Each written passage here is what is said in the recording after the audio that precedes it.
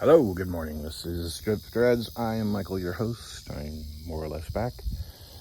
Got another project, another distraction from the Cricket wagon, which is on hold.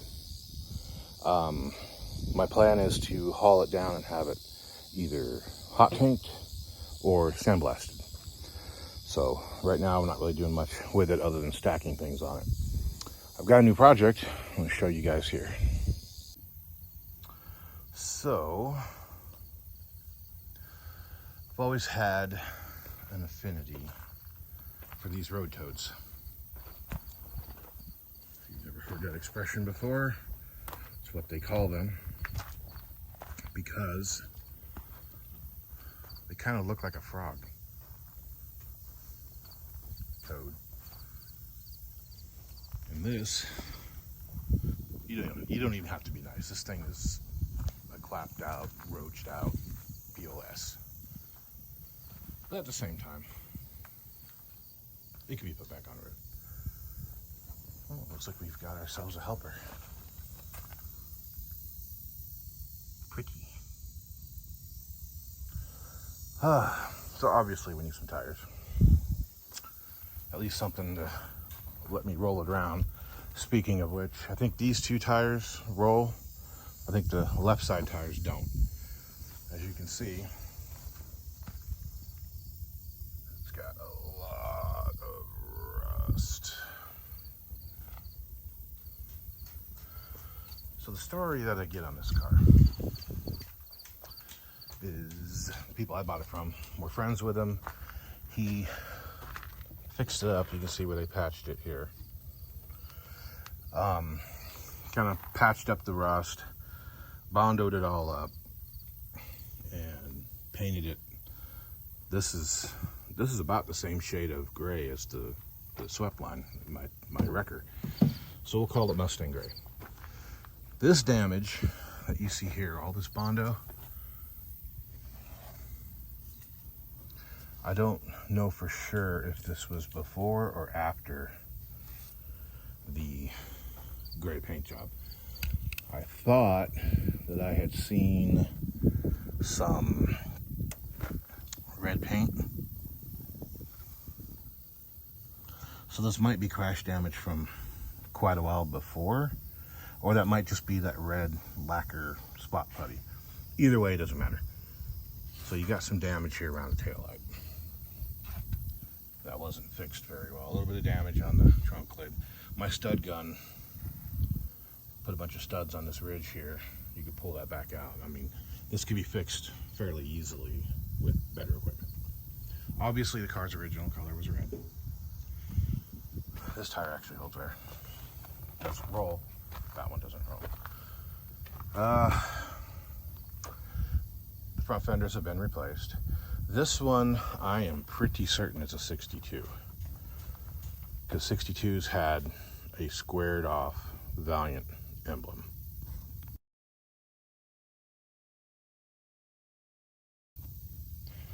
And they had a wider piece of trim there. And you can kind of see the outline of the original emblem. Now, supposedly, the fenders aren't interchangeable because of the shape of the grill. And there may be some truth to that. I mean, there probably is truth to that. I don't know. I've never experienced it. But this is beat to hell right here. I don't know if that's crash damage because it's all the way back here where the headlight bezel is, or if somebody beat it out to fit the earlier grill. The 62 grill is it's kind of smaller and it doesn't quite seem to curve in as much looking at these pictures.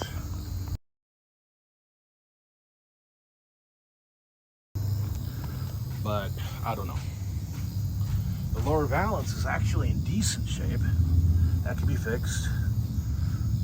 That can be fixed. This is part of the fender and it can be fixed. Front bumper's straight. Chrome's not great. This fender's been replaced.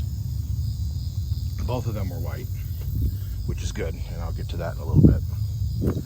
But this one has got the Valiant holes drilled in it, so I think that was a 61 fender possibly a 60 fender. But I doubt it, because 60s had a chrome strip on top of the fender, and I don't see any holes. We've got a crack in the windshield, which is a real shame. No, I don't plan on putting this car back on the road. I don't plan on putting this car back on the road. It may happen, but I don't plan on it. Oh yeah, that's how you open the hood on this thing. Give me a second.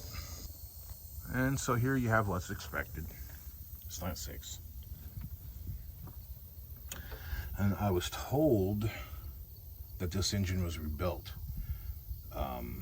You know, it was bonded up, painted, engine was rebuilt, and then a year or two later it was parked, and then the guy had died. Like, I guess he moved across the country and was supposed to come back for the car, and then he died, and it's just been sitting for 40 years.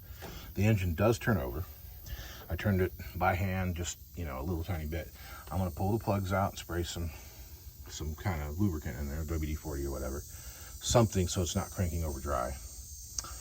Now, some people will say you can tell whether it's 225 or 170 by counting the freeze plugs, and this is not true, because at some point, I don't remember what year, they got 5 freeze plugs instead of 3. So that's not really the way to tell. The way to tell is right here. That hose, I don't think you can ever change that hose without pulling the water pump off.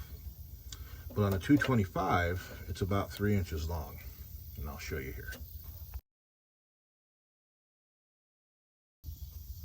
So this is a 170, which is fine. Frankly, I think the 170 was a better engine, even if the 225 made more power.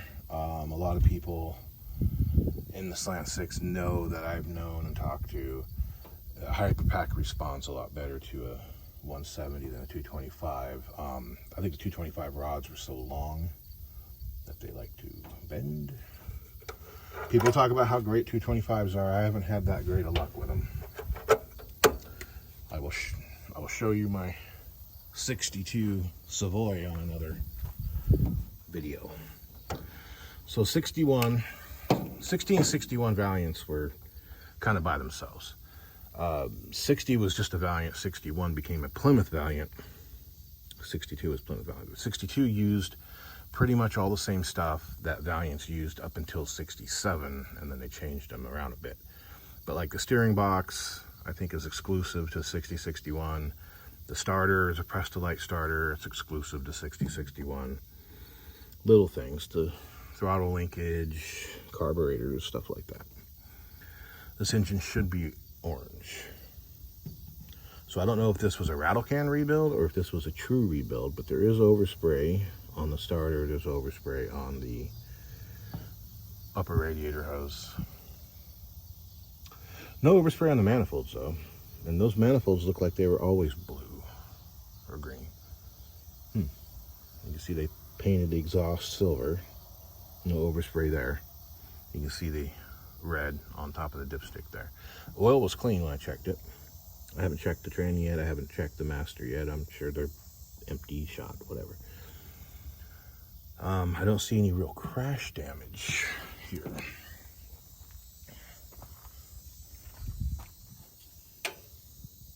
You can see the bolts really aren't in there very good. That one's missing up top. I don't really see any wrinkles up here though. Fender tags there. So we got another bolt missing. So on this side, don't really see a wrinkle. I'm not really sure what that is. That could be crash damage, but I don't think it is.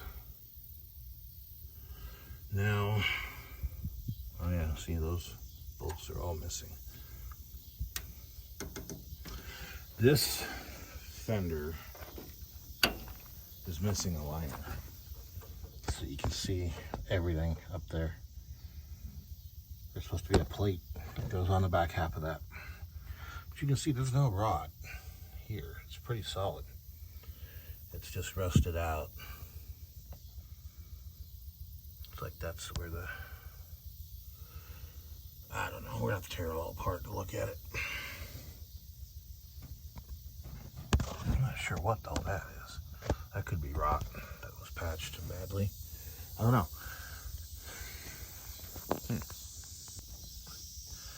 I am dubious that this car has high mileage on it. I think it's actually a really low mileage car because look at the seats.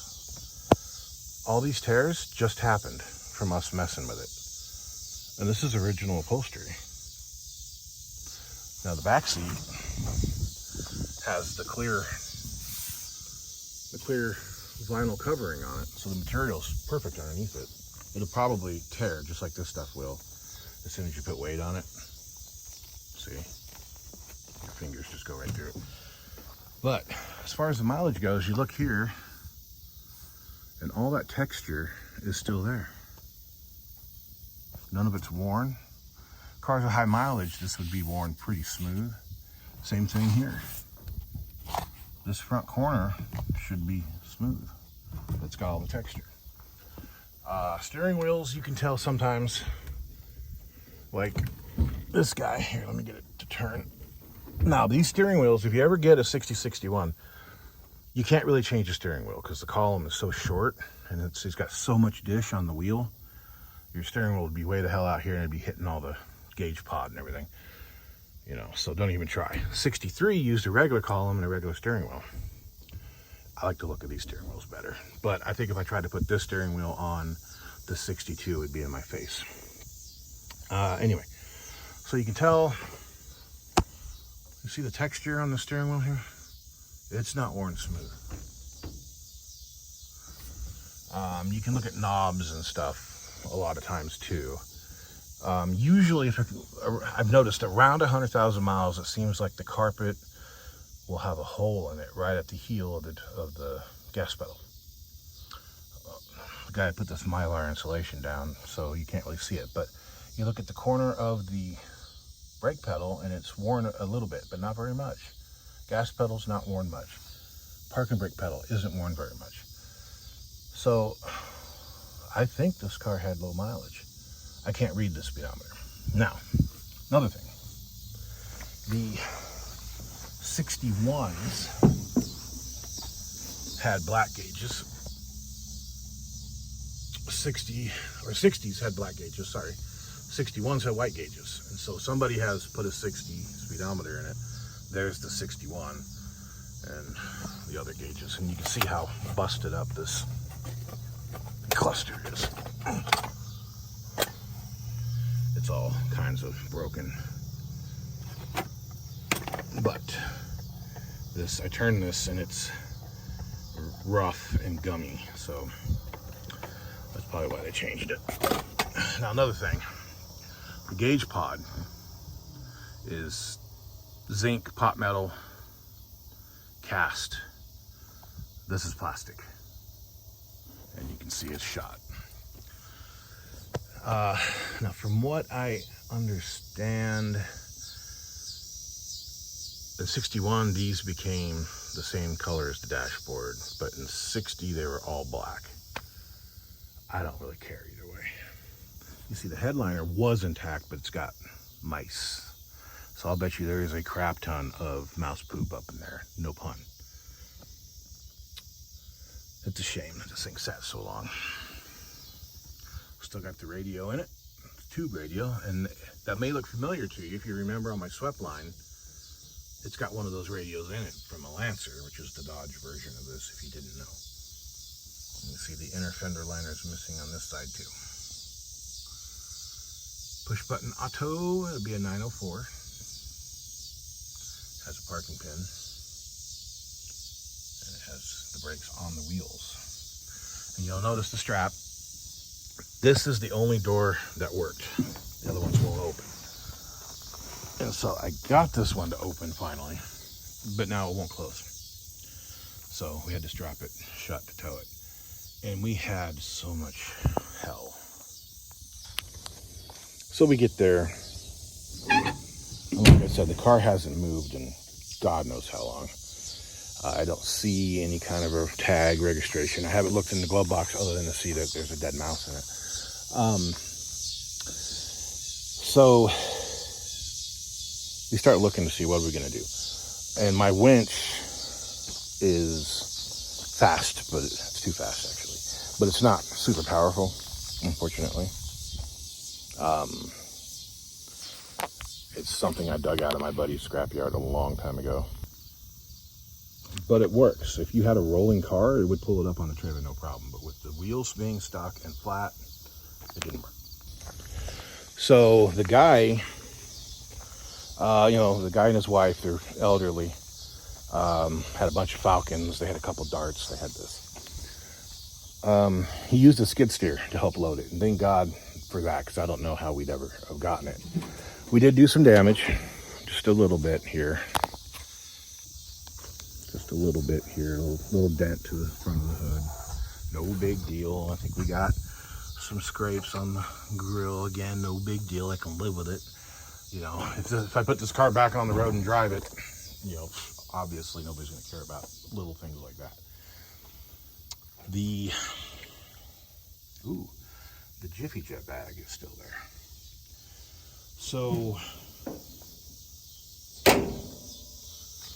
thank God for that. We had to load it backwards. I really don't like loading cars backwards on trailers. But it was really well balanced. I mean, this is actually a really good trailer. It's for sale, by the way. So we did fine. The old Dodge did good. Slow. It was a long drive. It took us all day.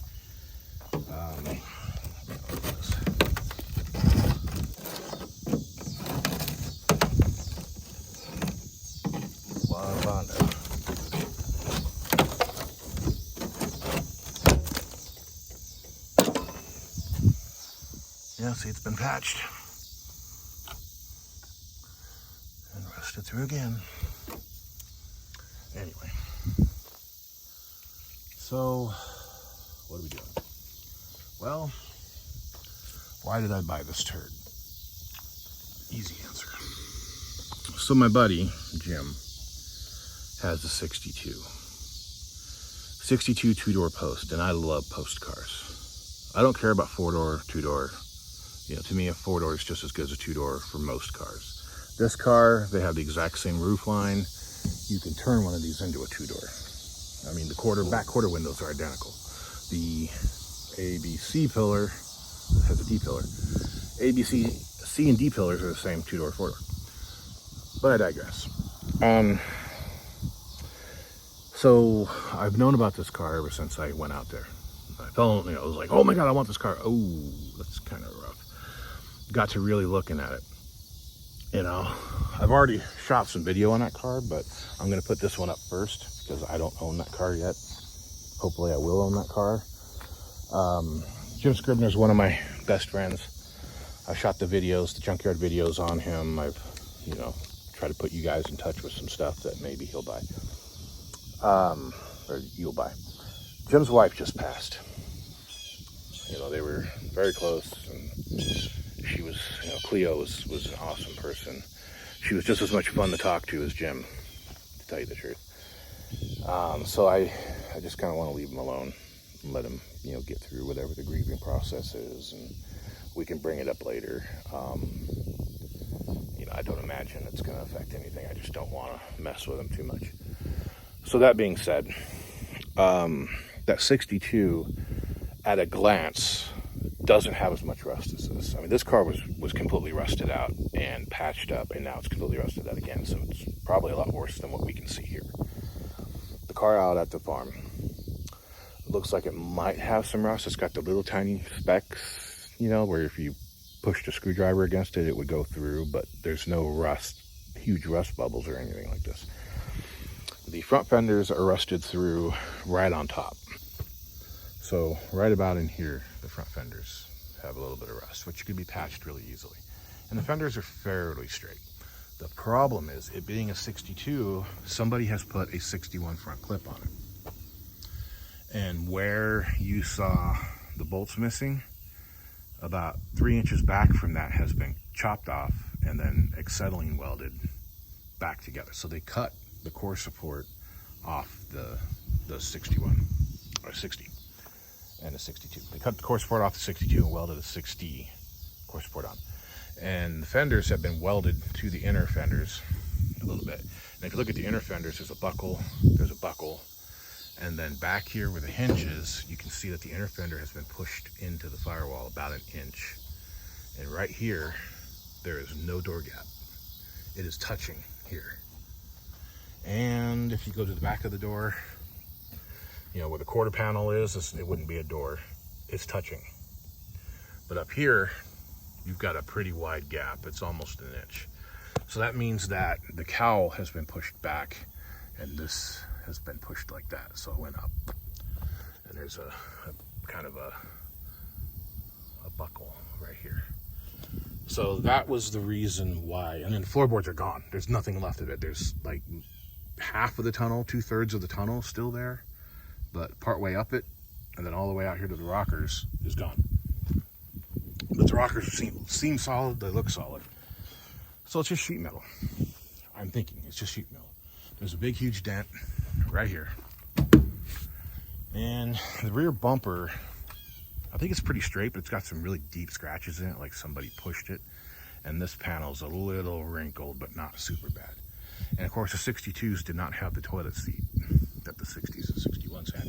62s did not have the cat-eye tail lights. They had a big round tail light down here more, kind of like the Lancer. And then these reverse lights were down here under the bumper. And this panel really isn't too bad, other than I think the edges of it are rotten. They'll have to be cut out, but I think that panel's shot on the 62. And I don't think it'd be super hard to convert the 62 to a 60, but I don't care that much. It's got one taillight, which I've identified as a Mercury taillight, and then it has one of the Valiant taillights. And the Mercury taillights look cool, and they look like they just screw right in. So I'll probably buy another taillight. This panel on the 62 is shot, completely shot. And this front bumper is really bent up and junk. So this bumper will be going on it. That grill will be going on it because it's got a dent and a dent there. At least that fender will be going on. This one might, but this one has enough damage. Like the 62 has a little spot of rust here, and this has the dent, you know, in the grill on the side. And I think it's got a little dent on top, and it's got the rust, you know, like the other fender has right there. So I may not use this one. The other car is white, original color white, so that would be awesome that you won't even probably notice. The 62's gauge cluster is in terrible shape. As you saw in the picture, around the ignition switch and wiper switch, it's just busted out. One of the gauges is in there, it's like sideways, like the face fell off of it. I don't know. So I might try to put this, like if the hole in the dashboard is the same, these gauges are going in the 62 because I like the look of these ones better. If the hole is different, then I might try to swap the whole dash over. They're both black, so there we go. Of course I could paint it. This one's got nice visors. The interior colors are the same too, actually, gray and black. These seats will go in it. They'll be shampooed and they will be covered. What I'll probably do is try to find another bench seat that has good upholstery on it and is roughly the same size, and I will take the skin off of it and put it on this, just like I did on the Courier, and I did it on my old Rambler a long time ago too. So there's that. The 62 engine is missing the manifolds. It's a 170, it's orange. I don't know if it's stuck or not. If it's not stuck, I will try to get it running. And the best drivetrain will go into it. And I'm leaning towards the push buttons. As much as I like the column shifts, with my mobility issues going on right now, having an automatic would be better. That being said, it'd be a lot of work to swap everything over. But I got all the parts. And we'll find out whether this tranny works. But that'd be cool, having push buttons. And that'd be another reason to change this pod, because I don't have any of the 62 parts, and I think they're all different. We'll find out. So there's that. The gas tank appears to be intact on this vehicle, even though it stinks. So the gas is turned to varnish, but it doesn't look like it's leaking. Although my chain was rubbing on it the whole time. Now the trunk floor is bad, and we caught this on the edge of the trailer, but I don't think we didn't bend it too bad, so it can be fixed. Did tear up the bumper a little bit. It was it was fairly straight, but as you can see, it's pretty rusty. But we bent it up a little bit. I think it can be straightened out. I'm not sold yet on the toilet seat. I like it because it's funky and it's cool and it stands out, but at the same time, I don't like it because it stands out too much. I like the smoothness of the 62. I like them both, but this one being damaged and the 62 being in good shape, we'll probably just keep this. The Cali taillights, I think these can be put in pretty easily. We'll check on that. These gills, though, I think I might end up putting these gills on the 62. They're not correct, but they're cool. So there we go. So later on today, car show was yesterday. I did not film it because people don't seem that interested in it.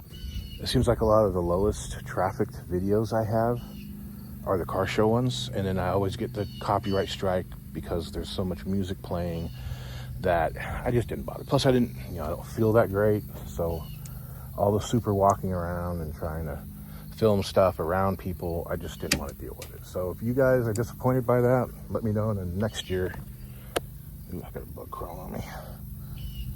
Spider. Next year, we'll do it.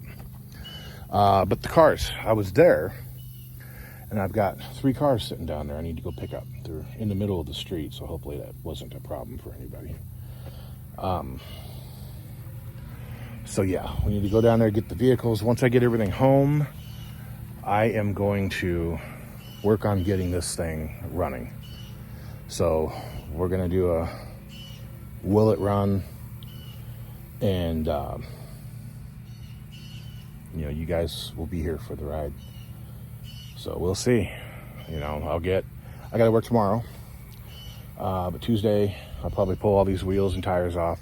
I've got 4 brand new tires I bought for the wagon, but they're black wall, and I decided I don't want black wall, I want raised white letters. I just love the raised white letters. So we'll get new tires for the wagon, and I'll put the black walls on these wheels as long as they're not too rusty, and save them for whatever car I'm going to drive. I wish I could find some 14s, quick and easy and cheap, but I guess since I've got the 13s and need this, so we'll do it. Later I'm going to have Luke crawl through the back seat and get the trunk open, and there's a tire in there, so we'll get that out, and then we'll see what the rest of the trunk looks like. But for right now, I'm going to head south and go get my cars. See you later. Okay, first day off. We are pulling the plugs, putting some lubricant down in there before I crank it over. We've got an interesting pattern here on the plugs. So number 1 is carbon foul, number 2 is carbon foul, number 3 is pretty clean, a little bit of carbon, number 4, same thing, number 5 is carbon foul, number 6 is carbon foul. So the extreme cylinders 1 and 6 are the worst, and then the next ones are a little better, and then a little better, and then these 2 are the same, and then so forth. What that tells me is that this car was driven a lot at low speeds, low RPMs. So your fuel would come in there and go to those 2 cylinders, and then coming to the outside cylinders, obviously takes longer. If you were running highway speed, it wouldn't matter too much because the velocity, it would let the fuel go in there a lot easier. But at low speed, there could be some puddling, some pooling, making these cylinders run rich and these ones running leaner, but they're actually running right about where they need to run. Where typically at high speed, these ones would run almost lean, these ones would be okay. So again, that tells me that this guy drove this thing at low speeds. Plug wires got ate up by the rodents. This engine, I don't think was rebuilt. I think it's a rattle can rebuild. The guy spray painted it at some point because it's supposed to be red, and it's blue here in the manifolds, that side of the block. But down underneath, where you really couldn't get a spray can in, it's all grungy and old, and you can't even tell what color it was because there's so much buildup. So it definitely was not a rebuild. It doesn't look like it's ever been separated. You can see there, it's still red. It's still red. Yeah. But that's okay. As long as it's good, it doesn't matter. I don't think this car had really high mileage on it though either. Transmission fluid looks excellent. Smells excellent. I'm not Derek at Vice Grip Garage. I'm not tasting it. Anyway, so I think I've got a set of plug wires for one of these. I'm going to go ahead and spray the lubricant in there. I'm going to let it sit today, and soak. I'm going to go ahead and also pull the air cleaner off and spray some lubricant down in the carburetor and the linkage and such. So we'll get that done, and then we're going to jack it up, pull the wheels off, take them down to the tire shop, get the tires taken off, and I can start cleaning the beads, and then paint them black. And I might not put them back on this car, because if I go get the other car, I'm going to go down tonight and talk to my buddy and see if I can get the 62. We'll put them on the 62 and get it drug out of where it's at. Okay, we will show you where we're at here. I went ahead and rotated it by hand, and now the starter. So we still need to put the spark plugs back in. I did go ahead and get some new ones. We didn't have spark, but I just kind of ran the screwdriver in between the points and cleaned them up enough to get spark going. We'll need to get a fuel source. Nothing's coming out of here, so either the tank's empty, the fuel pump's dead, or the stuff is solidified in the fuel line. So whatever, it doesn't matter at this point. I forgot to get any kind of gas when I went to town. We got the wheels over there. The beads are blasted. I got them all washed off real good, and they're in etch primer right now. I'm just gonna throw some black spray can on it. You know, they don't have to look real pretty, but the gray with the red leaching out, just, yeah, it's horrible. So yeah, we're gonna move on from that. So real quick, I'm gonna go get the spark plugs, get them in. 2 of the spark plug wires are ate up from the rats. I might have to go steal them off the Savoy. Need to get that air cleaner off and spray some lubricant down in it once the plugs are in, and then find something flammable to spray in there. I got some brake clean, I think. And we'll see if we can get this thing fired off and make sure it doesn't have any bottom end problems or compression issues or whatever. Yep, that'll be next. And there we go. These, well, as you saw in the last one, the wheels were originally red. 3 of them were originally red. 1 of them was originally black. Actually, 2 of them were originally black. These 2. And the gray paint was terrible. This one was still black. It was rusty, but it was black. These 4 were on the car, and they were gray, and the gray paint was peeling off, so you could see the red underneath and the black underneath. This wheel is different. So you notice these ones have the cutouts there. This one, you can't hardly see them. Frankly, I think that's a better looking wheel, but I only have the one. And that was the spare. So those 4 will be going on the car. This will be the spare. These 2, I think, are the worst ones. They're pretty bad. See how rough that is? How rough that is. But again, these aren't made to look good. It's just made to look uniform. The hubcaps can go back over. So now we're going to jump over there, put the new plugs in, and fire that bad boy off. Okay, we got the plugs in. I still haven't grabbed those 2 plug wires, but first we're going to crank it over and listen to the compression. Now, I don't want to go dig out my compression gauge and figure it out, because it doesn't matter. What's important is that they're even. chances are, you're not going to end up with them all being low. So we can listen to it turn over and you can hear it. If it turns over evenly,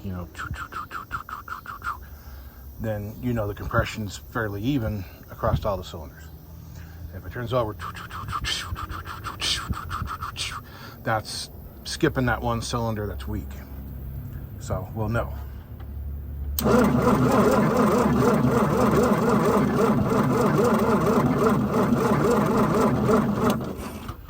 Seems pretty even to me. So I'm gonna go grab a couple plug wires, get that air cleaner off, spray some lubricant down in there, and go from there. Okay, here goes. Carburetor's primed. I got the 2 plug wires on there. I think the firing order is okay. Let's see what happens.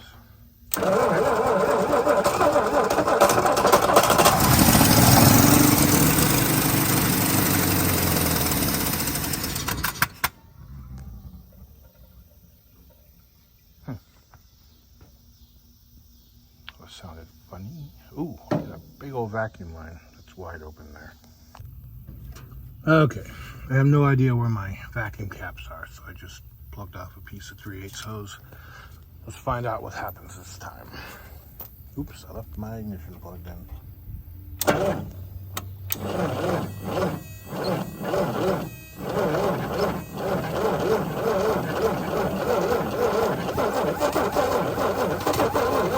Come on.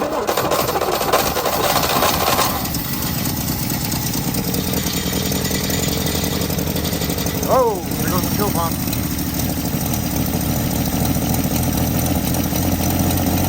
That stuff is not violent, don't worry about it. Hey.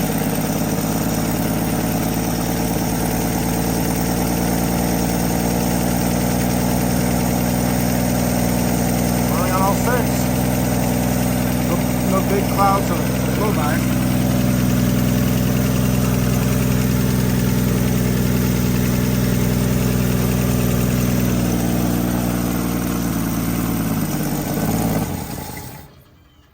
Okay, fuel pump works. This stuff is nasty. Okay, so what we're gonna have to do is rig up a fuel source, gas can, flush all that out, and see if the needle and seat isn't stuck. This bad boy's gonna run. Okay. I think I'm going to call it for this evening, and I'm going to go sit down. Okay, it's about 100 degrees, literally. Kind of humid. 62 Valiant, 2-door post. Engine stuck. Manifolds are missing. This is a 170, which is kind of a cool thing, actually. So 170s are far more reliable than 225s, even though they're all legendary. You can see, I got to hold the hood up because the hinges are ripped out. You can see where they acetylene brazed, welded a new core support on. This fender was silver and then white. This fender was black, then silver, then white. This was black. You can see the damage has been kind of straightened out there. You can see it right there where it's been pounded out, and then up here, and you can kind of see back there in the corner. I can't really point where it's buckled. So this thing got hit hard, or it hit something hard. But I'm surprised the radiator's still in it. So it looks like I need to come up with manifolds to whatever engine I put in here. Carburetor, alternator's still there, horns are still there. I think horns were an option. This hood looks like it was black and then silver, maybe silver. Yeah, I think it was silver, then white. So it'll be a 3-speed on the column. That is a normal Chrysler steering box. What I mean by normal is the same one they used into the 70s. So to convert this thing to power steering, all I got to do is find a 69, 70, whatever power steering box. Okay. So I was just looking to see what it's going to take to pull this out, and this corner is missing the drum wheel, everything. The spindle's still there. That bumper is roached. Both bumpers are actually bad. I know it is a parts car, but it's about 300 miles away, and they want too much for it. So this side's still got a wheel tire.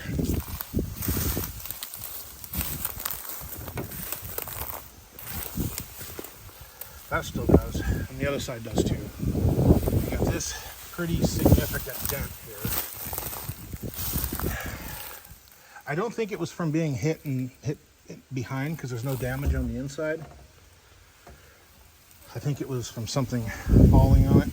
This trunk lid doesn't have any damage. We'll find out. That I think I could fix fairly easily. I'm not planning on restoring this car. It's way too far gone to restore. But clean it all up, fix some of these bigger dents, any serious rust the body has. It doesn't look that bad on the body. See down here is rusty, but the chassis is what I'm worried about.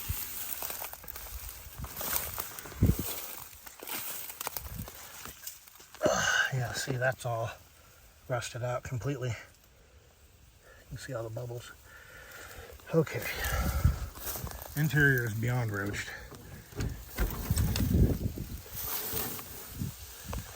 Still has a door panel, what's left of it, which is good because that piece of metal on the top there, it was missing. It'd be hard to find. These two-door post cars are rare. Somebody posted production numbers, and I don't care what the production numbers were. When's the last time you saw a two-door post? I see more hardtops than I see post cars. Yeah, see this damage right there from the corner of the door. This firewall got pushed in about 1/4 of an inch. See up there, it's kind of bulged out. So, I'm missing half the back seat, and that might be it right there. That sucks if that is, because I don't think it's usable anymore. Definitely not easy to get out of there. Hopefully I'm not covered with ticks. I hate ticks. The wasps in here. Headliner's gone. No surprise. You see the gauge clusters wasted. See the floor down there is gone. A lot of people talk about how rubber floor mats are better than carpet because they don't let water to the floor, which is not true. Water gets in however it wants to get in. The problem with rubber floor mats is they never dry out. It takes a long time to dry out. And while they're sitting there all wet, they are rusting your floors. So, carpet at least will dry out. Yeah, see, there's no floors in this thing.